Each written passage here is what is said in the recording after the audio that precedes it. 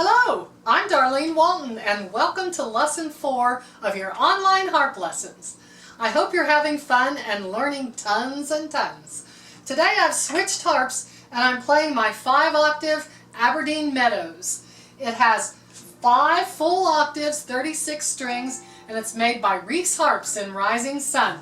And it has a big sound. This one is walnut. They also make cherry and maple. And you can get all kinds of designs put on your harps. They are gorgeous. And we sell these all over the world. And they're made in Rising Sun, Indiana. So check them out. So now we have the E on face. F-A-C-E. And as usual, I have 4 quarter notes, 2 half notes, some 1/8 notes, and another half note. Then we have F. F is the blue one, always, and it lives on the last line at the top of the staff. So we had every good boy does fine. We have the F. We have our usual notes for the F, and then we have the G. Now the G is actually the first note that is a little bit above the grand staff, and it lives on the space just above the E there, and you'll see it sitting right on the top line. And that's this note here, G. We have 4 quarter notes, 2 half notes, some 1/8 notes, and another half note. Now we're going to play these notes mixed up, and I'm going to ask you to print those off so that you can have your own copy to look from. Because since I have my big harp, I'm going to move my music out in front of me so that I can see it better. Okay, we'll get ready and we'll start to play. Okay, we're going to try these mixed notes now. We're just going to use finger number 2 on these because I have no fingering marked for you. Now the technique is the same. Also, on this harp, middle C is in the middle of my 5-octave harp.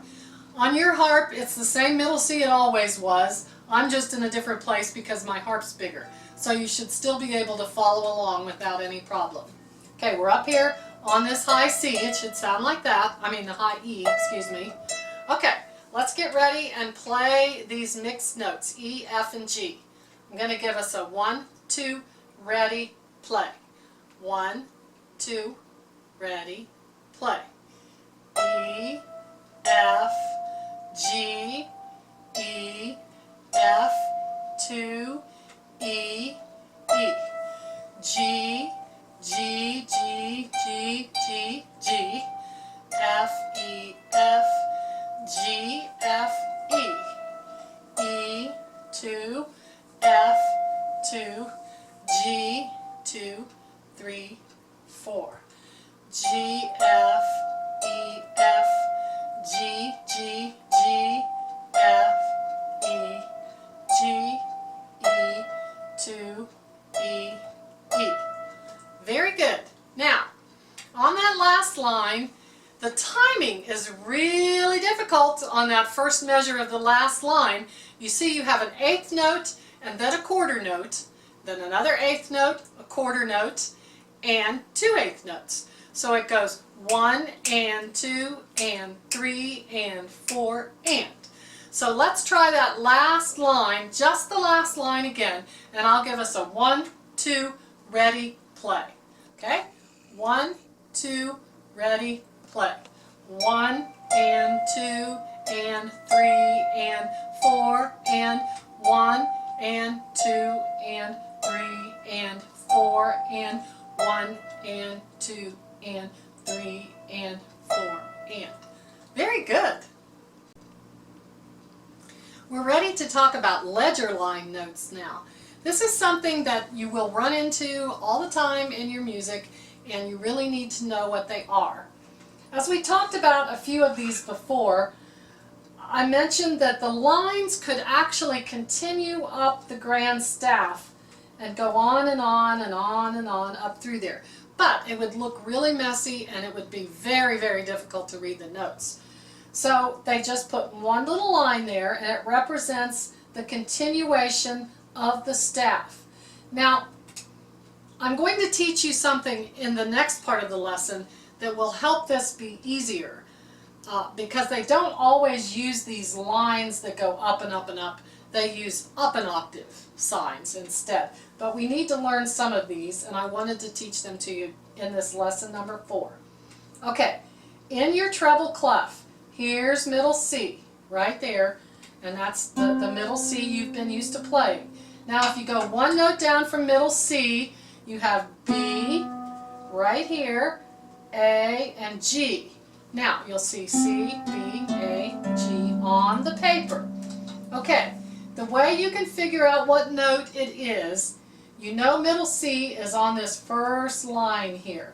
So you count down to yourself, you go C, and then the space would be B, and then the next line would be A, and then this note would be G.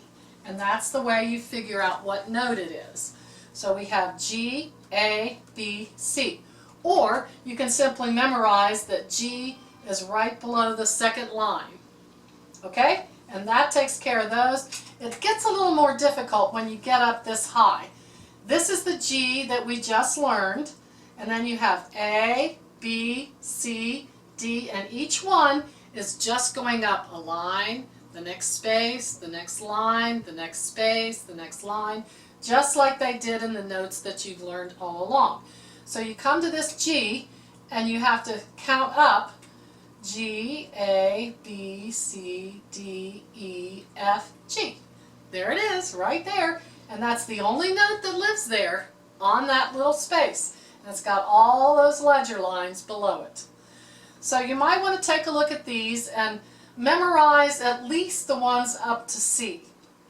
After that, you can figure them out as you go. In a piece, then you'll know what they are for that piece. And if you need to figure out what they are, you'll be able to do that. It starts up here again on this G, and you see it going down the line. This is way up here. This is the C you end on. It's up here. G, F, E, D. This is this C. And that's the end of that line. Okay? And then it goes on down, B, A, G, F. And then it goes down below the ledger lines, start again, below the grand staff. And that's the end of that page. Continuing on with your left-hand ledger line notes, you see we start on the C here. Now that big asterisk there, it's hard to say, denotes the end of the notes on a harpsichord. So you have one octave below middle C, and that's the end of your harp. Or if you have another 26 string or another configuration harp, it ends down there maybe. Well, that's the end of your notes, but you still might need to learn the notes that go below that. So we're going to go first above it, and then we'll go down below it. Okay, this is this C, and then you know the D and the E and the F and the G and the A and the B and the C. So here you are, up to the C. Sometimes your left hand goes above middle C and plays these notes with your left hand while your right hand is busy playing something up higher. So you need to know these ledger line notes that go above middle C that your left hand sometimes plays. A lot of people think that the middle C is the dividing line. Your left hand stays here, your right hand stays here. But that really isn't the way it is. Music goes back and forth, and you use your hands as you need to be in the right position to play the notes you need to play. So they continue up the line, and this one goes all the way up to G. C, D, E, F, G. Now that's pretty common. So if you can memorize up to G, then you'll be pretty safe. Most of the time, if they're going to go above that, they will use the up an octave signal, up an octave sign, and it's easier to read. And I'll teach you about that in just a few minutes. Okay, and it continues up, A, B, and look at all those lines there, C. Sometimes I even have to figure those out. You go B, C, D, just a line and a space, line, space, one at a time till you get up to what that note is. And you can figure it out. So if you need to, that's the way you do it. Okay, now we're going to start down. We're going to go C, B, A, G, here we are, F, E, D, C. Well, that's the end of my harp. But there are harps that go down below that, especially the big pedal harps. Some of them have 50-some strings, 60 strings, And pianos, of course, do too. So if you want to continue down past that C, there they are. And look how low that goes. All the way down. And you can continue down if you want. But you really don't need to memorize these too much, since the harp you're going to be using probably won't go down below an A or an F, unless it is a big pedal harp, and then you might have to memorize more. But like I said, you can always figure those out. Next, as promised, we're going to learn about 8VA, 15MA, 8VB, and all those things that make the notes easier to read. First of all, 8VA means ottava, the Italian for octave. And it can be written ottava, alta, all, ottava, ottava sopra, or 8 above the staff. But most of the time you just see 8VA. Now go ahead and print your papers out, because you'll need to read these up close and personal, and you won't want to look at these far away on your computer. So we have E, which would be this E. If we were reading the note, it would be this, up an octave.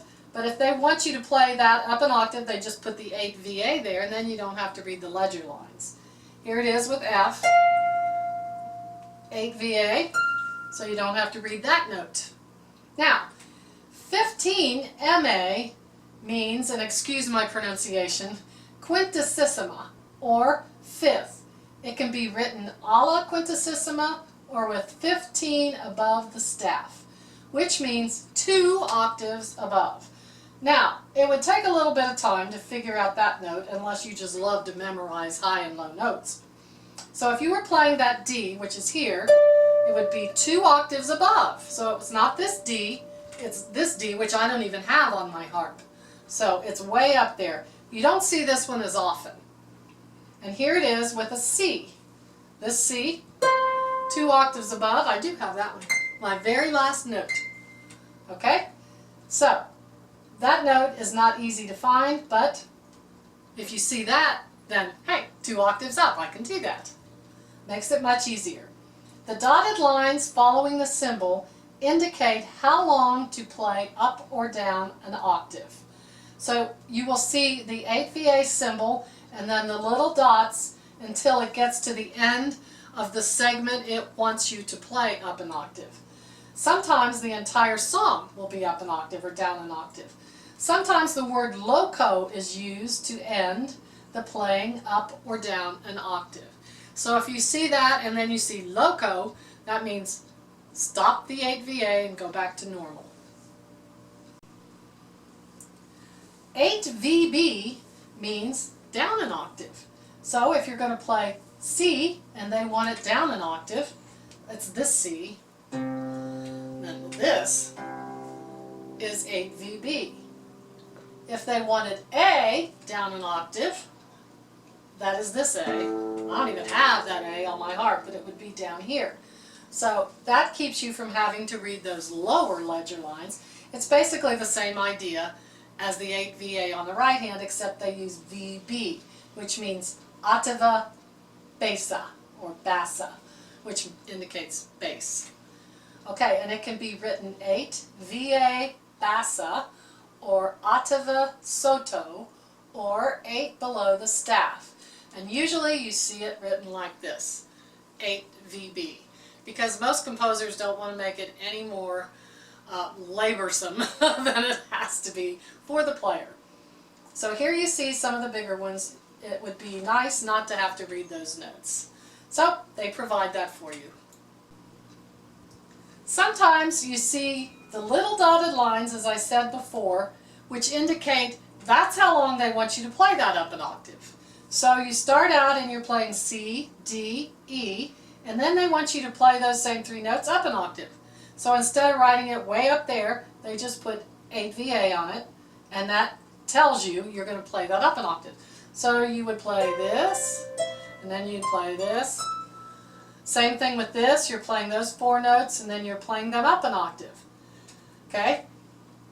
We go down lower because I wanted to demonstrate 2 octaves above. You start out here, C, D, E, D, Then they want you to play 2 octaves above.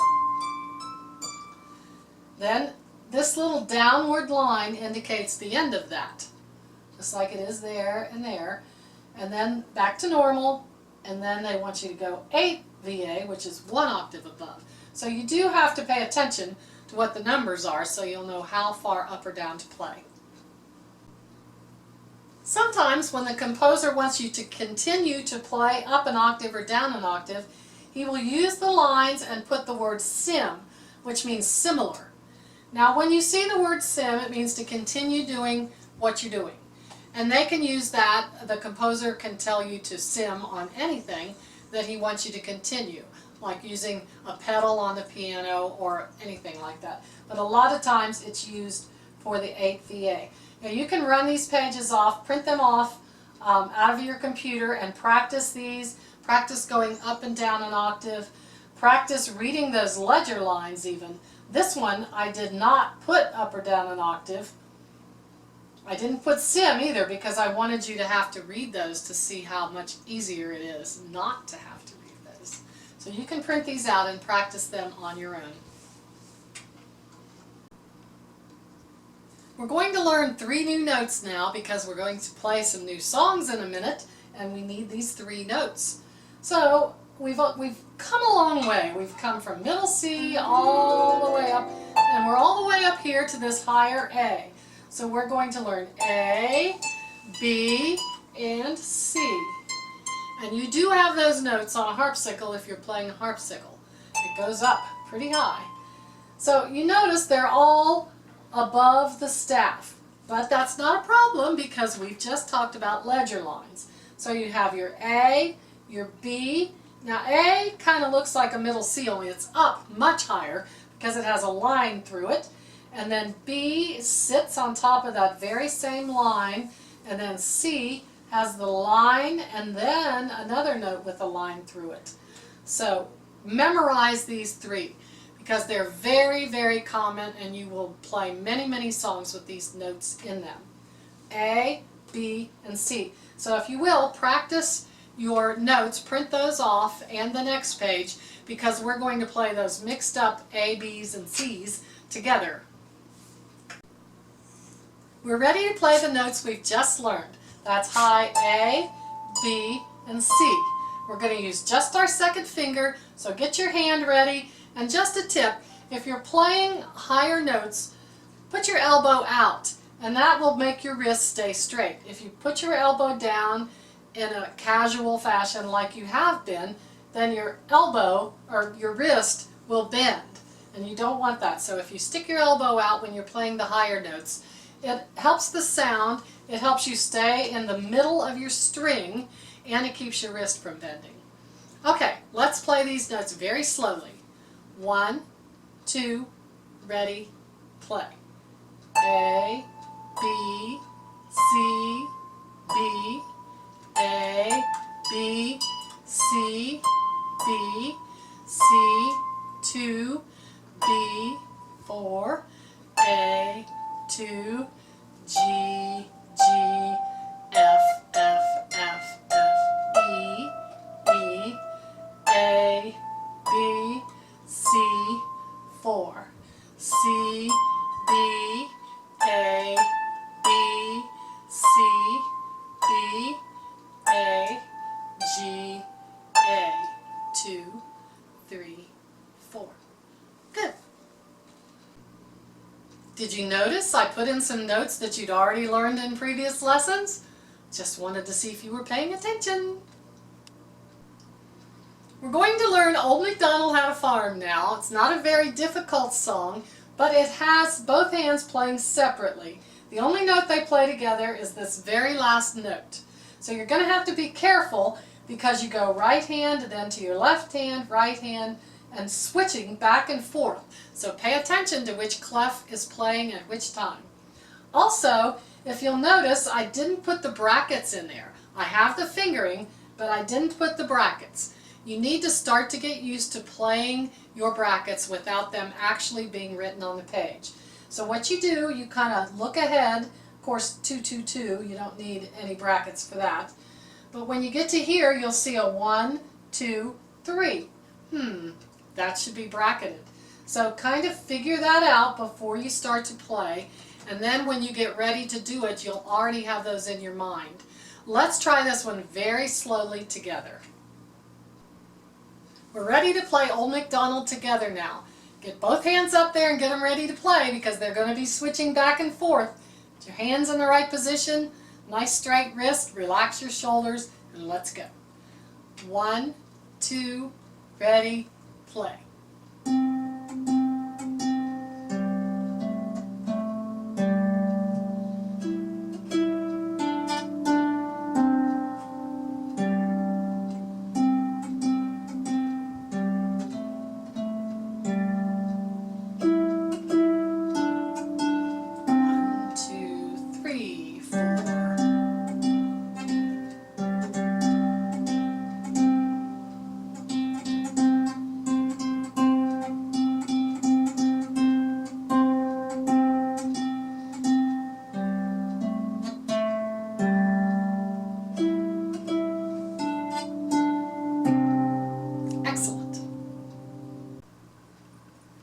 Clementine is our next song, and it is in 3/4 time.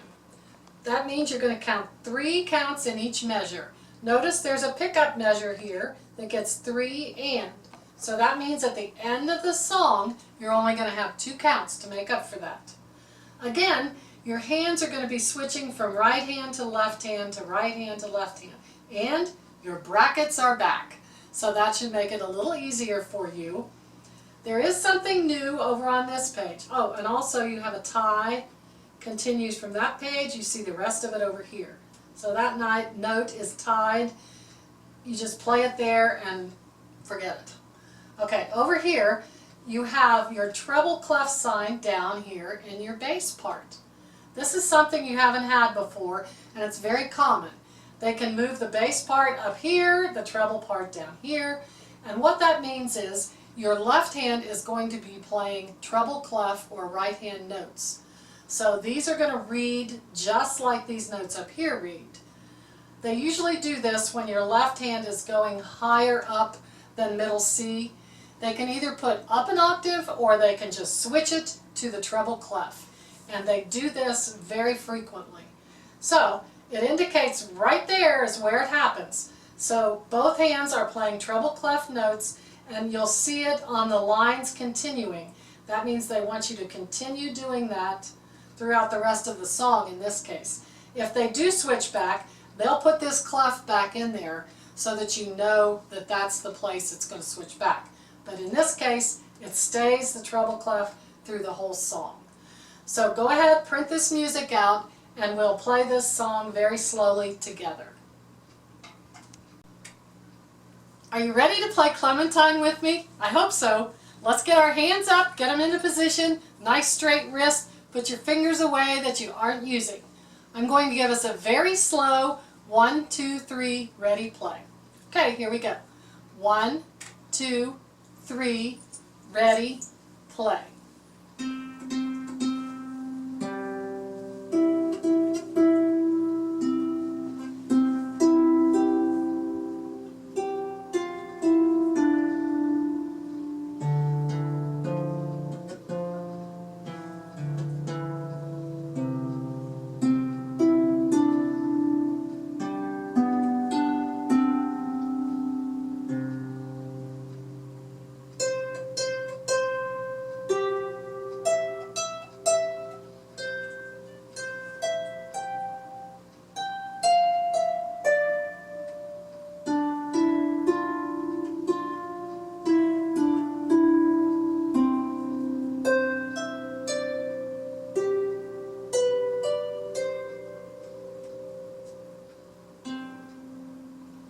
Very good. Now we're going to talk about the thumb slide. This is a thumb slide. You see the slur and it has 2 number 1s.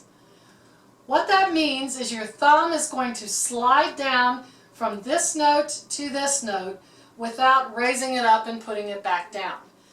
So you go ahead and place this bracket 1, 2, and 3, leaving a spot for this thumb slide. So it would look like this. The thumb slide starts on F and it's going to go down to an E, so you have to leave that E open. Go ahead and place your D and your C. Now the movement would be like this. Slide your thumb, just slide it down those two notes.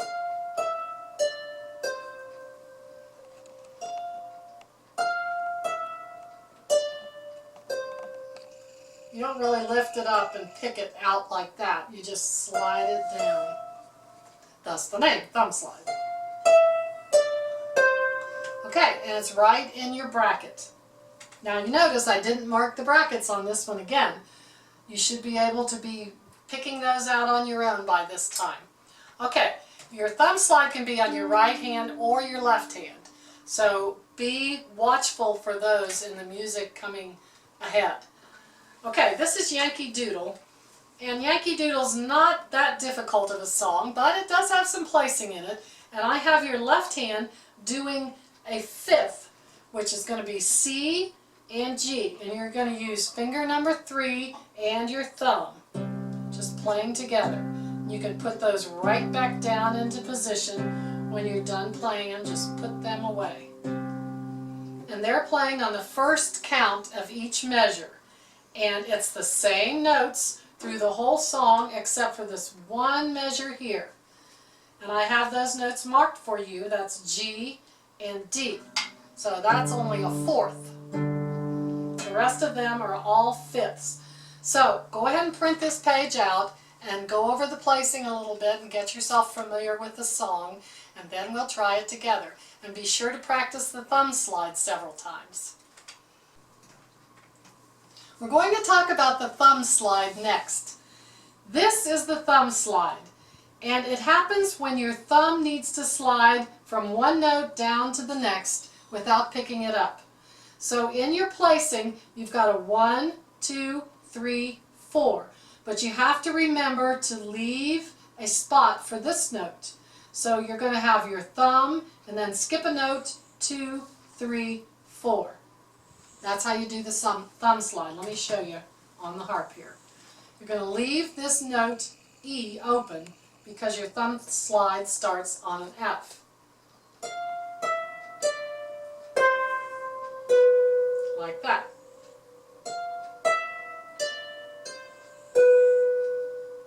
Try it one more time. You can also have a thumb slide with your left hand. It would work the very same way.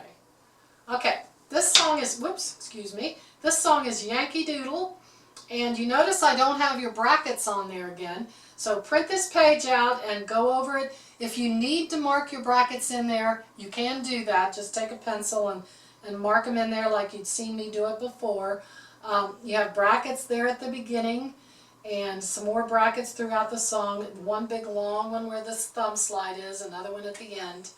Also, your left hand is playing double notes. It's C and a G. Most of them are C and Gs.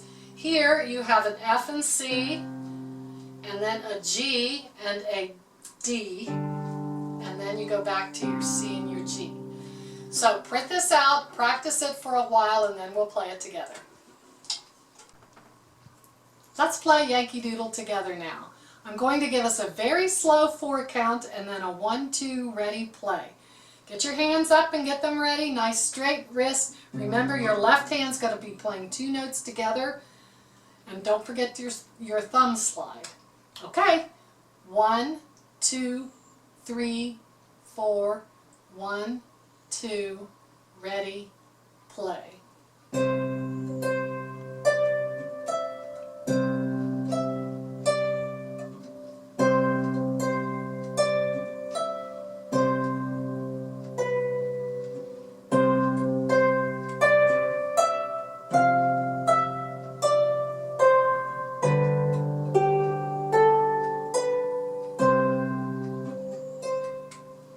Very good.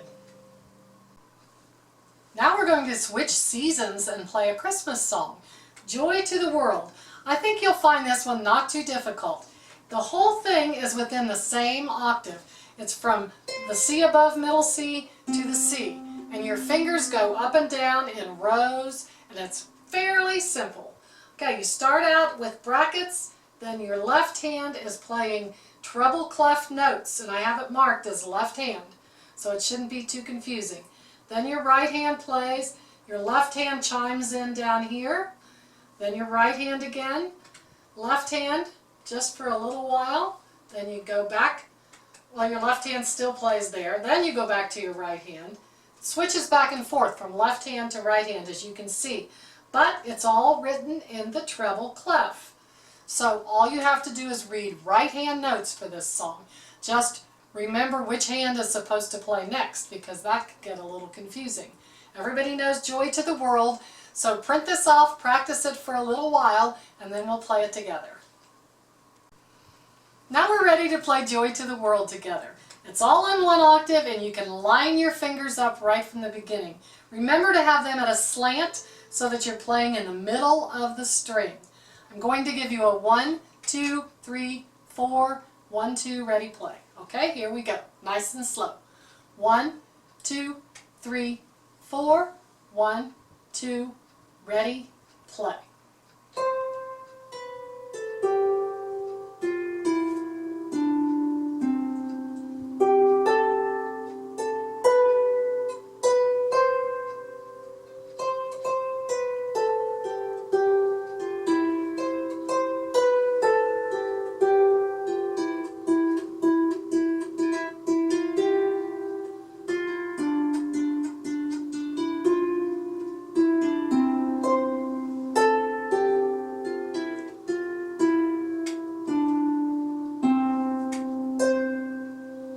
Very good. Next, I have a surprise for you, and it's a challenge also. It's more difficult than the songs we've done in the past. So take some extra time, print the song off, and get used to the placing and the notes. There's nothing new in it, but it's just a little more challenging. Good luck. The Surprise Symphony is next. We have a lot of good music in this lesson. This is the theme from the Surprise Symphony, and I don't think it has anything new in it, but it combines some of the things that we've been learning this lesson. It starts out with your brackets being back, so you'll be happy to hear that. There are some ledger lines there. I have labeled them because I felt sorry for you, so I put the names of the notes in there. No left hand to start for the whole first page. There is a thumb slide down here, so be careful of that. And I have marked some of the counting down there where you have the eighth notes. The second page continues on with no left hand. There is a tie up here, so be careful not to play that note twice. Play it once, hold it for the second count, and then continue on with your playing. Down here, your left hand comes in, and your right hand plays up an octave. So does your left hand. Sometimes they use 8VA to indicate your left hand playing up an octave also. So your right hand is up to the C above middle C now. Continues on that way all the way through this page. Also your left hand is up. This is another thumb slide down at the bottom of that page. And there's one more line on the third page. Nothing really new there. Now, you'll notice this is not a tie on this one. You need to play that note the second time for the ending of the song. The song ends up an octave. So I don't think there's anything new. Print it off, practice it a few times, and then we'll play it together. We're ready to play the Surprise Symphony together now. This is a more difficult song, so we're going to take it very, very slowly. And if you need more time to practice it, take all the time you need. Get your hands up, get them ready, and I'm going to give you a 4 count and then a 1, 2, ready, play. Very slowly. 1, 2, 3, 4, 1, 2, ready, play.